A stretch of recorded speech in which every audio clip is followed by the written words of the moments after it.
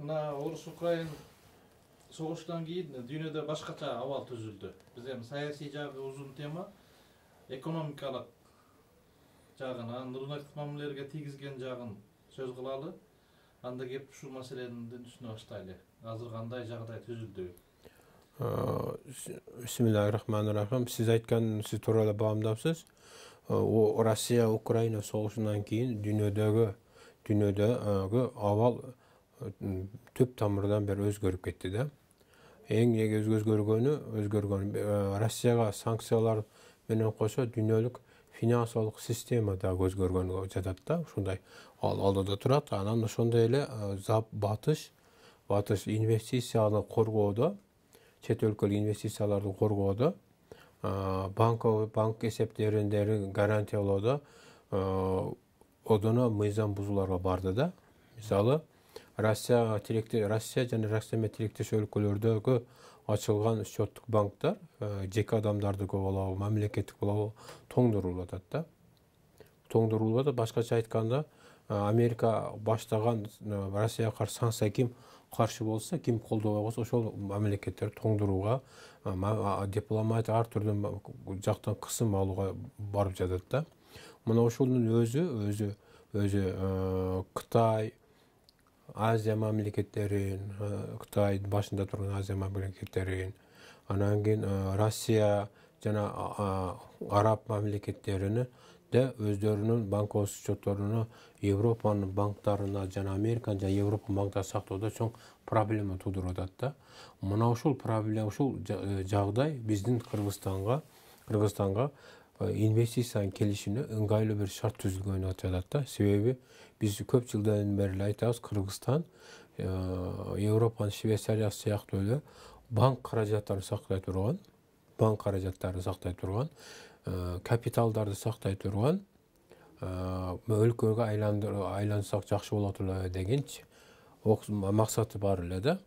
Ошондо биздин Кыргызстанга бул жагы чыгыштан Кытай, түштүктөн Индия, Пакистан мамлекеттери, ошондой эле батыштан Россия акчалары кенен ишкерлер салып, Кыргызстан өзүнүн геополитикасында нейтралдуу мамлекет катары жарыяласа, эч бир аскердик блокторго кошулбаган, экономикалык союздарга кошулбаган, өзүн нейтральный мамлекет катары жарыялап туруп, анан Кыргызстан офшордук бир банковтук системаны уюштуруп ала турган болсо, анда Кыргызстанга банк капиталдарынын келе турган өтө чоң мүмкүнчүлүк болуп калды да. Ошону менен эле кошо жаңы технологиялар келет да.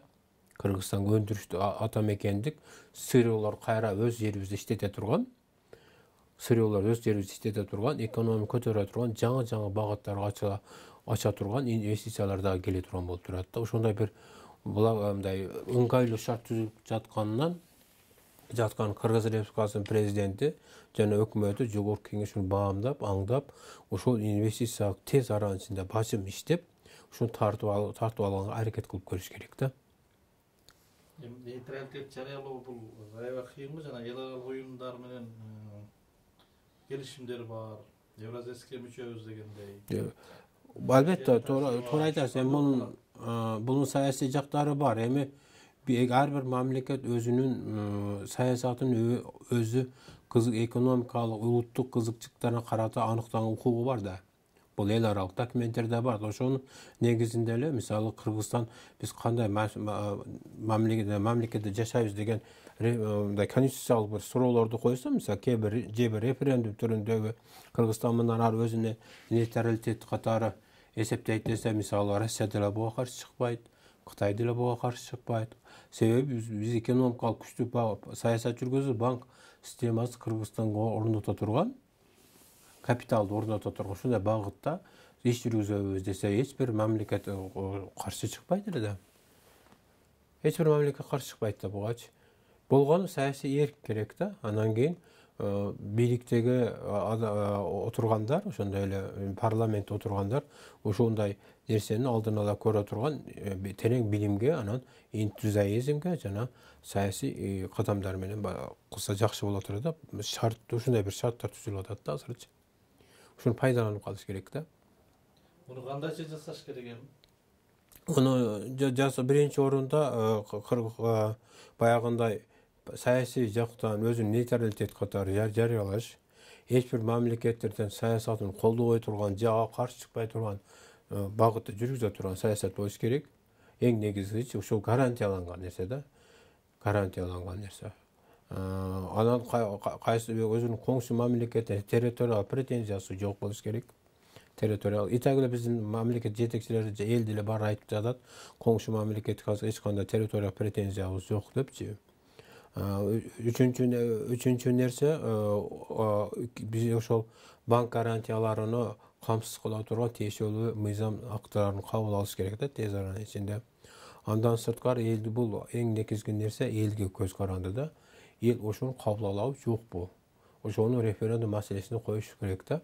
Бизге банк системасы келет. Банктар тургузаткан чоң имараттар курулат. Бул жерге эл аралык уюмдар келет. Oturuktашат. Biz ошол уюмдар менен жакшы мамиледе жашай алабызбы жокпу деген элдин пикирин да билиш керек да. Себеби эл барды маселени эл чечет. Эртең эле мисалы топ болгон болуп бизге банк системасынын кереги жок, имараттын кереги жок, биз мурда кандай жашабыз ошондой эле жашайбыз деп эл чыгышы мүмкүн да. Ошондон элдин пикирин сурай турганда сурамжылоо жүргүзүш керек да, аны юридикалык жактан бекемдеш керек да. Бул жерде эң чоң маселе коопсуздук да. Анан ушу Кыргызстан коопсуз өлкө деп таанылыш керек да. Биринчи эң чоң маселе коопсуздук. Мисалы Эмират, Гонконг, Швейцария, Лондон коопсуз да. Siz to'g'ri aytasiz. Коопсуз биринчи орунда территориялык жактан Кыргыз өкмөтү Казакстан менен, Кытай менен ошондой эле Өзбекстан почти бүтүп калды территориялык. Болгондо Тажикстан гана маселе көтөрүп турат. Тажикстан менен дагы бүтсө территориялык жактан коопсуз болуп биринчиденчи. Экинчиден бизге саясий стабилдүүлүк келет. Анан бийликтин преемник деп коет го. Бийлик алмашканда жаңы бийлик, жаңы саясат башка бир түп тамырдан бери жүргүзүп бере турган саясат болуш керек да. Ошондуктан эл өзү кабыл ала турган даражада иш кылышыбыз керек да. Ошондо биз Кыргызстан өнүгүүнүн эң жаңы бир жолдорун чыгып алабыз деген тилектебиз. Сиз ойлонуп көрсөңүз, мисалы, жөн эле биз мануфактуралык өндүрүш түзгөнгө да биздин колубузда акча жок да азырчы. Саналган олигархтар бар, ал олигархтарда мамлекет талап тонуп бир путуна жеп, анан путуна тургандар да. Эч кандай инвестиция кылбайт. Анан бизде сиз ойлонуп көргүлө, бир да өндүрүш инновациялык продукция чыгарбайт, же аппараттар чыгарбайт, же приборлор чыгарбайт, же оборудование чыгарбайт. Биз чет өлкөлүк жаңы технологияларга биз муктажбыз да. Өзүбүздүн ата мекенде сүрөөнү иштетүү үчүн биз ошого муктажбыз да. Эгерде банк системасы келе турган болсо, анда процент ала турган кредиттер дагы арзан болот дагы. Ишкерлер өндүрүшкө капитал салганга, өндүрүшкө баягы инвестиция алганга толук мүмкүнчүлүктөр ачылат да. Ошондой эле экинчи бир нерсе, Кытайдын тажрыйбасында пайдаланыш керек да. Биз өндүрүш саясат дегенде кимдир бирөө мануфактуралык бир өндүрүш чыгара турган болсо, товар өндүрүп чыгара турган болсо, анда мамлекет ошол ишкерге жерди бекерге беришти тез аранын ичинде. Бекер берип, жолду берип, электр энергиясын менен камсыз кылып туруп, мына сен товарыңды чыгара бер деп налогдон дагы жеңилдиктерди бериш керек да. Анан аны товарын сертификациялоодо дагы жеңил системаларды киргизиш керек да. Ошто ишкер мамлекет чоңдуктун алдынан өтүп, убактысын кетирбей, продукция чыгарып, аны сатып, пайда көр деген багытта саясат жүргүзүш керек да. Ошондон экономикада бир кардиналдуу тараптан иштер жүргүзүш керек. Анан дагы бир башка нерсе, мына кимдеги азыр түшүнүп турат, мамлекет деген өтө маанилүү, эл тагдыры үчүн мамлекетте маанилүү. Ушу мамлекеттин чөнтөгүнөн жеп үйрөнгөндөр да түшүнүш керек да. Бир 6,5 миллион калкты башка өлкөлөрдүн алдында, башка улуттар алдында чөгүлөтүп аткан. Ошондон коррупционерлер дагы бир ыйманга келиш керек да, инсапка келиш керек да. Кой, мен урдаган токтотоюн деп деген бир принцип болуш керек да. Андан дагы сырткары биз менеджменттик системаны мына көп жылдан бери сунуш кылабыз, менеджменттик системаны да. Мисалы, өндүрүш түзө турган болсоң, өндүрүштүн түзүштүргөн киши менен өндүрүш иштеген адамдын ортосунда байланыш бардык өндүрүштүн товарын сапаты чыгарган кызыктар болгон система, менеджмент системаны киргизип бериш керек да. Ошондо бизде өндүрүш дагы тез анын ичинде өндүрүш дагы мындай көтөрүлө баштайт да. Ушундай бир ой, маслахат ойлорубуз бар да ушундай.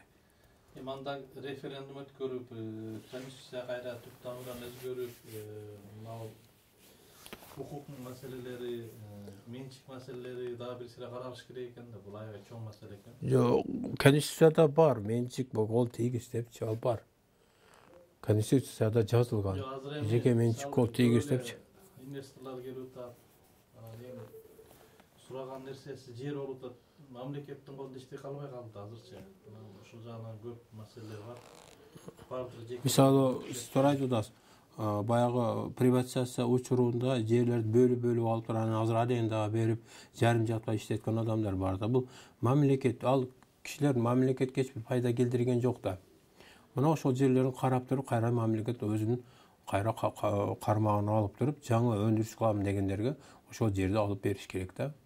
Ошондой чет өлкөдөн келип бир завод курам деген болсо, ал киши дагы жер бөлүп бериш керек да. Бул биздин граждан эмес деген, биздин граждан кирбейт дебеш керек. Мисалы, Кытай ошентип эле отуруп, азыр мына көрүп атасыңар, дүйнөнүн эмнесин Кытайдын товары каптап атат да. Биз жок эле дегенде, биз өзүбүздө бар сырьёолорду кайра иштете турган өндүрүш түзгөнгө мамлекет ушундай аракет кылыш керек да. Мамлекет болгон шарт түзбөйт, аны адамдар өзү иштетип кетет. Болгон барьер көп да, барьер көп. Şu bariyerdi ала бериш керек, алып сала бериш керек да. Мамлекет ушундай бир саясат болуш керек. Сен товар өндүрөсүңбү? Ушундай болуш керек. Коомдук, мамлекеттик коопсуздукка зыян келтирбей, коркунуч тудурбай турган, адамдын ден соолугуна зыян келтирбей турган, анан пайдалануу коопсуздугу гарантияланган товар болсо болду. Сен чыгара бер деш керек да. Ушундай саясат жүргүзүш керек да. Ошондо булар бардыгы, мисалы, козу карында болуп өндүрүш түзүп, чыгарган продукция өзү сапаттуу рынок тарабынан өзү камсыз кылат да. Бардыгы сапаттуу чыгарганга аракет кылат, баазын түшүрүп, төмөн түшүргөнгө кереш тапканга аракет кылат да. Мына ушундай мотивдерди, бүтүндөй рыноктун мотивдерин киргизип коюш керек да.